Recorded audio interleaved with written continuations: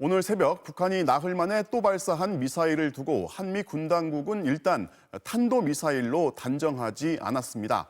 탄도미사일이라면 유엔 안전보장이사회 결의안을 위반하는 거라 신중히 대응하겠다는 건데요. 바이든 대통령의 첫 기자회견을 하루 앞두고 북한이 미사일을 또 쏘아 올린 의도, 이남호 기자가 분석합니다.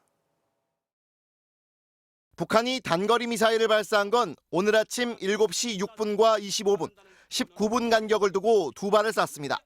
함경남도 함주에서 동해상으로 약 450km를 날아갔고 고도는 60km로 탐지됐습니다.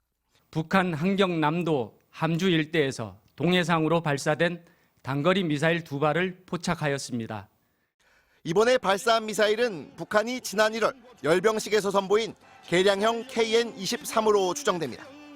북한판 이스칸데르라고 불리는 탄도미사일인데 사거리는 북한의 구형 탄도미사일과 유사하지만 고도는 2배 정도 낮습니다. 나흘 전 북한이 발사한 순항미사일과 달리 탄도미사일은 유엔 안보리 결의 위반 대상입니다. 일본은 첫 번째 미사일이 발사되자마자 탐지 사실을 공개하고 즉각 북한을 비난했습니다. また国連決議違反でもあります。厳重に抗議をし、強く非難をいたします。 청와대도 국가안전보장회의를 열었지만 깊은 우려를 표명한다며 신중한 입장을 밝혔습니다.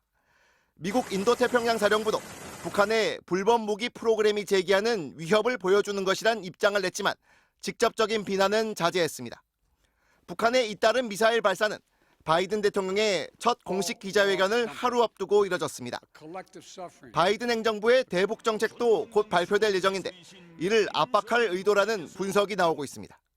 북한이 도발 강도를 조금씩 높이는 것은 바이든 대통령의 기자회견과 대북 정책 수립을 앞두고 적극 대화에 나오라는 대미 압박의 의도가 담긴 것으로.